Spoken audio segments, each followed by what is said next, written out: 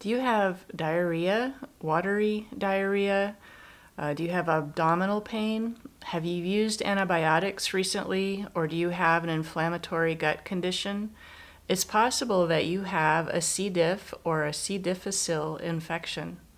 Or perhaps you've already been diagnosed with a C. diff infection. In today's video, I'm going to discuss what C. difficile is all about and some surprising ways you can actually get this infection. My name is Michelle Moore. I'm a former microbiologist and a natural health educator. And since 2007, my husband Les and I have been helping people with chronic recurring antibiotic-resistant infections. I am not a doctor.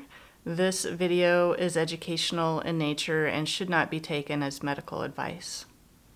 I'll be sharing throughout this video various kinds of information that your medical doctor may not be sharing with you if you do have a C. difficile infection. So we hear from a lot of people who write into us. They've had a urinary tract infection or a dental procedure where their doctor gave them antibiotics. And then they end up with this C. diff infection. So they go to their doctor who prescribes them antibiotics to take care of the C. diff. They end up with all kinds of side effects. And then the C. diff ends up coming back again. And then the doctor gives them more antibiotics. And that often doesn't work, so then the doctor wants to prescribe a fecal matter transplant, as this has had some success for people. And again, we hear from a lot of people who have gone through both antibiotics and fecal matter transplants that their infection just keeps coming back. And at this point, their doctors really don't know what to do. C. difficile infections leave people where they can't get far from the bathroom. It makes it hard to travel or go to work, or a lot of concerns about being with their family and not giving them C. difficile. And perhaps you can relate to this story. Well, first I want to discuss what is C. difficile. C. difficile or C. diff is a bacterial infection that occurs in the large intestine, which is also called the colon. C. difficile infections are most often caused by antibiotic use, but you can actually pick these up in the community as well, and I'll talk more about this in a few minutes. C. difficile infections can range from very mild symptoms, mild diarrhea, to very severe types of symptoms where inflammation of the colon happens, or you may hear the term colitis, which is the inflammation of the colon. That's because of irritation and the toxins from the C. diff inside of the colon creating that inflammation. Severe infections with C. difficile can be life-threatening, but thankfully this is not as common. C. difficile infections are more common if you have an inflammatory gut condition that's pre-existing. That could be irritable bowel syndrome, irritable bowel disease, Crohn's disease, ulcerative colitis. It's also more common to get C. difficile if you're elderly. And it's also important to know that some people are actually carriers of the C. difficile bacteria in their colons, but they don't get infected at all. If you've been in the hospital recently, C. diff infections are actually the most common infection that you would pick up in a hospital. And it's also really common for folks in nursing homes if you've stayed there, or if you are in a nursing home. There's a lot of antibiotic use there, and unfortunately C. difficile infections are very common. So you may be wondering, well, how does a C. difficile infection get started in the first place? Getting a C. difficile infection is all about disruption of the microbial balance in the gut, or the gut microbiome. Now, normally with a healthy gut microbiome, it's filled with thousands of different species of microorganisms that all live together in this ecology together. With a healthy microbiome, it's about 85% good bacteria to about 15% bad bacteria. So most of the flora is healthy, and they keep the bad bacteria in check. So if the gut microbiome, that mixture of healthy bacteria to bad bacteria, if that is disrupted and a lot of the good bacteria are killed, normally through antibiotic use, that reduces the protective effect of the microbiome, and that will allow those C. difficile bacteria to start growing inside of the intestines because they don't have anything to keep them in check anymore. Those good bacteria actually suppress them from growing. And when those C. diff bacteria do start growing, they start producing those toxins in their growth phases, and they start producing spores, which is another reason this infection is very difficult to deal with. And when those C. difficile are in that active growth phase producing those toxins, that's when the infection symptoms come, especially of the diarrhea. Now, as I alluded to, antibiotics are one of the major causes of C. difficile infections when an antibiotic is used. People most often get a C. difficile infection after using broad spectrum antibiotics, and that's most often what's prescribed for those UTIs or sinus infections or dental procedures. And that again just wipes out a lot of those healthy floras that keep C. diff in check. Now, even when using antibiotics, it's common to get what they call antibiotic-associated diarrhea. It doesn't always mean you have C. difficile, but the statistics are up to about 25% of all antibiotic-associated diarrhea is actually caused from C. difficile. So antibiotics cause C. difficile infections, but antibiotics are also the mainstream treatment, the mainstream medical treatment for C. difficile infections. And the statistics are about 20 to 30% of people after using antibiotics to treat C. difficile will actually get C. difficile back again within 2 to 8 weeks. So let's talk about the symptoms of C. difficile. So it's important to note when it comes to symptoms, they can really vary greatly from person to person. It can depend on what strain of C. difficile you have, how many toxins are being created inside of your GI system. So not everyone will have all of the symptoms that I'm going to list out here. Now, these symptoms come from the CDC and the Mayo Clinic, and I will include a link in the description below if you'd like to check out the full list, because this is not all of the symptoms, but the more common symptoms. Now, some folks have what you would call a mild to moderate C. difficile infection. That can include mild diarrhea, loose watery stools 3 or more times a day for more than 1 day. There can be a foul smell with the diarrhea. There often is, but you don't have to have that bad smell. And you may also have mild stomach tenderness or cramping.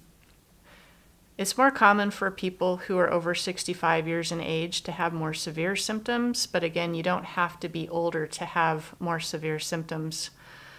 These symptoms will include watery diarrhea 10 to 15 times a day, again, usually with a foul smell.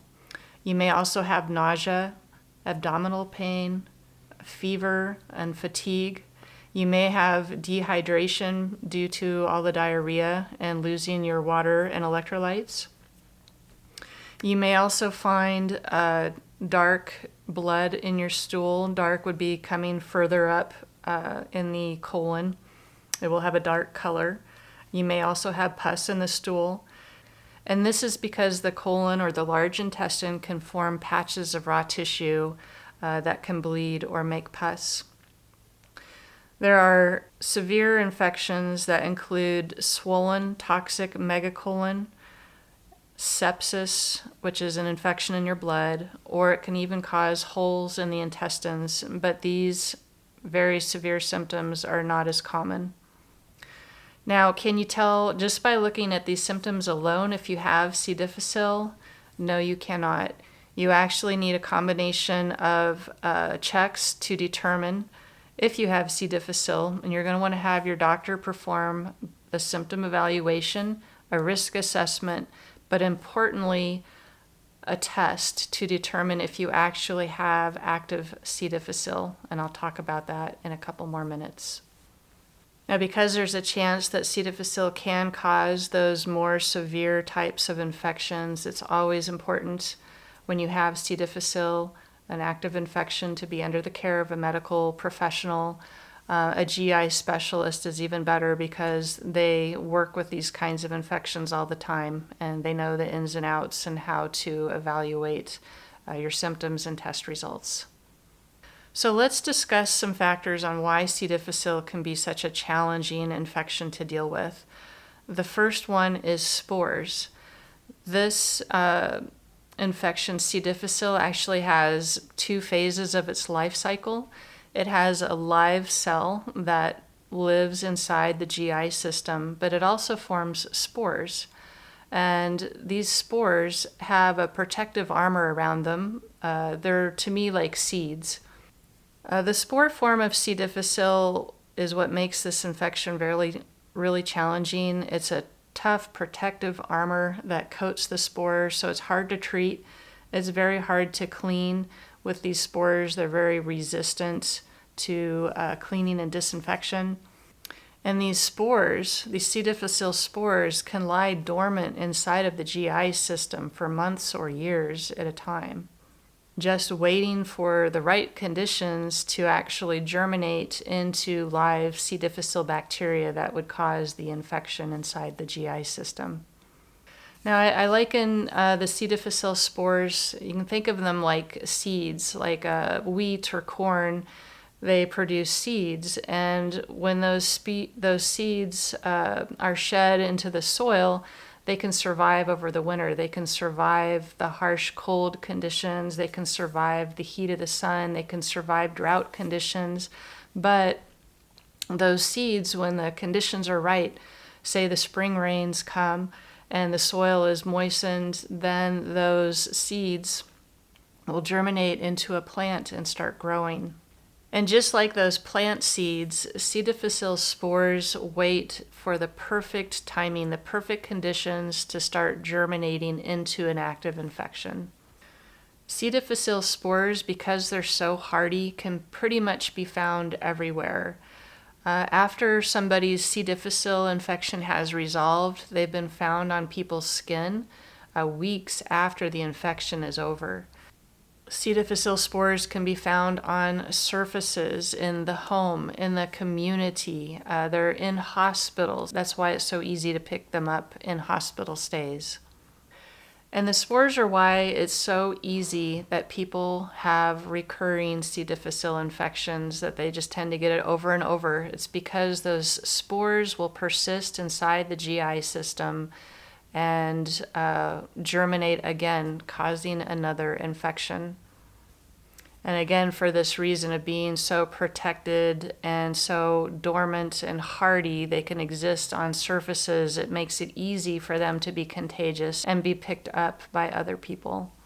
So you might be asking yourself, well, how do you get C. difficile from other people? And how about this community infection?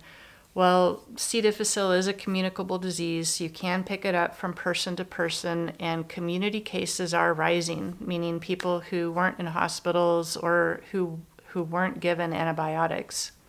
Now, these hardy C. difficile spores I just told you about, they're easily spread from person to person, and it's through fecal-oral transmission, which basically means somebody's poop. You get the spores from that poop into our mouth. And that might sound really gross and very improbable, but it's actually more likely than you would ever imagine. How many of you have gone to work or you've been in a store and you're in the bathroom and you noticed somebody left the bathroom and they didn't even wash their hands? Put a comment below if you've seen this happen. I see it happen everywhere I go. If you can imagine somebody who has C. difficile and they were in that restroom and they left without washing their hands, well, everything they're touched, the door handles, light switches, shopping cart handles, everything they put their fingers to can now have C. difficile spores on it. So there's some really common areas that you can pick up C. difficile spores in the community. As I alluded to, they're high-touch areas. Light switches, door handles, bathroom sinks, toilet handles, cell phones, computer keyboards, elevator buttons, anything that a lot of people touch is a suspect area that can have those C. difficile spores. Now, say you came into contact with those spores on one of those high touch areas and you decided to eat lunch and you didn't wash your hands first. Well, that's how you can get those spores into your mouth. Say you licked your fingers, you had some chicken for lunch, and you hadn't washed your hands. Well, that's how easy it is. It sounds improbable, but that's how easy it is to get C. difficile spores into your digestive system. These spores can live for months and even years. That's how hardy they are. So if you've had a C. difficile infection, they're in your home. That's just naturally going to be there. And that's why whether you've been infected or you're just trying to prevent getting infected, a good offense is the best defense. And that's where having really good hygiene, really good hand washing, especially before you eat or prepare food, is very important. And that's also why taking care of that healthy microbial balance in your GI system is so important. And just because you may ingest some C. difficile spores doesn't automatically mean you will become infected. They first have to survive the acid in your stomach and make it into your large intestine. Now, if you have a healthy, balanced microbiome, they're going to be held in check and they're not going to be able to grow into that infection. But if your microbiome, your healthy bacteria balance has been disrupted, it sets the stage for that C. difficile infection to try to happen. So let's talk about those symptoms of C. difficile. Why is that happening? When it grows, it does a couple of different things. As it's actively growing in the gut, it can produce ammonia and hydrogen sulfide. Those are both very toxic in the colon. And the main reason, and there's also tests for this, is what is called C. difficile toxin A and B. These are toxins that C. difficile bacteria can create when they're actively growing, and those toxins are what's causing the symptoms. And there was a study in 2021 that showed the more toxins that the C. difficile bacteria produce, the worse the infection symptoms are, the worse the diarrhea and the nausea and the abdominal pain, all those different symptoms I was telling you about. So these toxins actually go into the intestinal mucosa, which is a protective lining in your intestine. They'll attack that. They'll attack the intestinal lining, causing cell death. And then what happens is your body has an immune response. Your immune cells come in, and there is an influx of water with all of this inflammation, and that is what's leading to the diarrhea. And it's important to note that mainstream treatments don't really do anything to address the toxins, to bind them and help neutralize them. So let's talk a little bit about what is a carrier and what does colonized mean.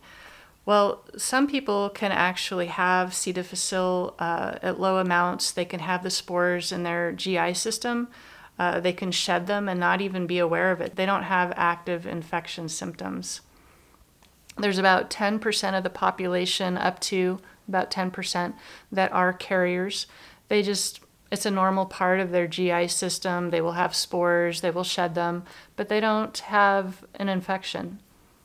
Then there's being colonized, which is similar to being a carrier, but if you've had a C. difficile infection, after that infection is over, chances are you will be colonized with spores. They will persist, often for months or years, in the GI system.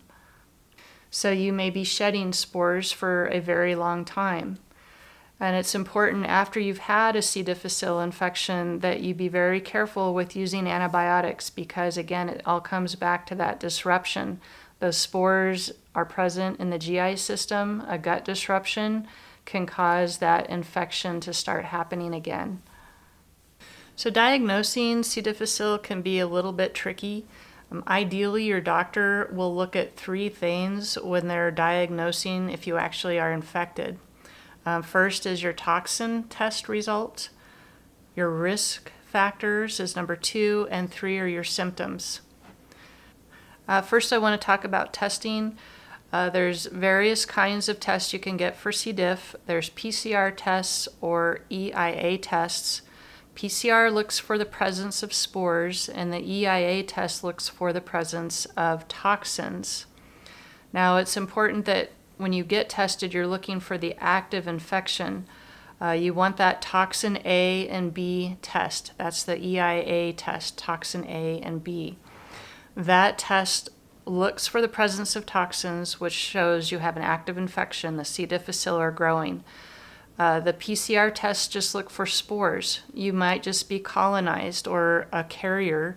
That doesn't mean you're actually infected. So again, the toxin A and B tests are most important because you don't want to prescribe antibiotics because you have the presence of the spores. You want the toxin test. So each type of C. difficile test, whether it's for the spores or the toxins, they each have their own pros and cons. The testing is really confusing for both patients and doctors alike. The results are not easy to navigate. Some of the tests aren't sensitive, and you might get a false negative where really it is positive. So these tests in general, depending on which ones they are, they can be susceptible to false negatives or false positives. And that's why really you need to have an experienced GI specialist to help you navigate these tests along with your risk factors and your symptoms. That way they can be interpreted correctly. So risk factors, there's quite a few for C. diff. I'm just going to list some of the top ones. Risk factors will predispose you to C. difficile. That could be a hospital stay. Antibiotic use, of course, is one of the big ones. Could be a nursing home stay. Again, you could have an inflammatory gut condition like the IBS, IBD. And a prior history of C. difficile is another risk factor. And lastly, your doctor should examine your symptoms. What kind of symptoms are you having? Do they line up with the C. difficile symptoms? And he should put all this together in a package, including the toxin test. The toxin test is really what shows if you have an active infection. And again, those GI specialists are going to know this whole area much better than a family care physician or a primary care physician. All right, well, how do you go about treating C. difficile? The mainstream medical treatments are antibiotics, and that's typically vancomycin or Difficile. Some doctors are still using Flagyl, or it's also called metronidazole, but this antibiotic, is not recommended for use anymore against C. difficile. Another mainstream medical treatment is called fecal matter transplants, and these are usually tried after antibiotics are failed. This is the secondary treatment approach that's used. And some people will have antibiotics work. Sometimes they just work in the short term, but a lot of people have recurring infections after trying the antibiotics and even after the fecal matter transplants. So recurring infections are common. And, we just see that if you've had this recurring infection cycle, you really want to look at the bigger picture, a holistic viewpoint of, what do you need to do to really get this infection to stop. And, a lot of people are really kind of focused on attacking the bad bacteria, getting rid of them, and just taking that pill and getting a quick fix. But these kind of recurring infections take a little broader viewpoint. A lot of people are going to have, again, those spores that stay in their gut. So that's where microbial balance is really important. So there's a lot of things you can do to recover from these infections, but most mainstream doctors are not aware of them. Oftentimes they're so busy they only have a few minutes to see each patient, or they may not even be aware of them in the first place. Naturopathic doctors or functional medicine doctors are more aware of the alternatives and holistic ways to recover from these infections. One of the important areas is preventing yourself from getting reinfected or infecting your family members. So there's specific cleaning and hygiene methods that will help reduce the chance of that happening. There's also powerful natural remedies that actually fight off C. difficile bacteria. There are toxin binders that can help heal the GI system from those toxins. And there's even proven probiotic therapies that fight off C. diff and help reestablish that really important gut microbial balance. So I have a free ebook called The 10 Things You Need to Know About C. difficile that you're not hearing from your mainstream medical doctor. There's a link to it in the description below. And this will help you go in depth into what I was just talking about here, this holistic viewpoint and these other methods you can take to address infections holistically. I hope you found this video helpful today. If you did, please like and subscribe. Also, if there's any other topics you'd like me to cover in another video, please let me know in the comments.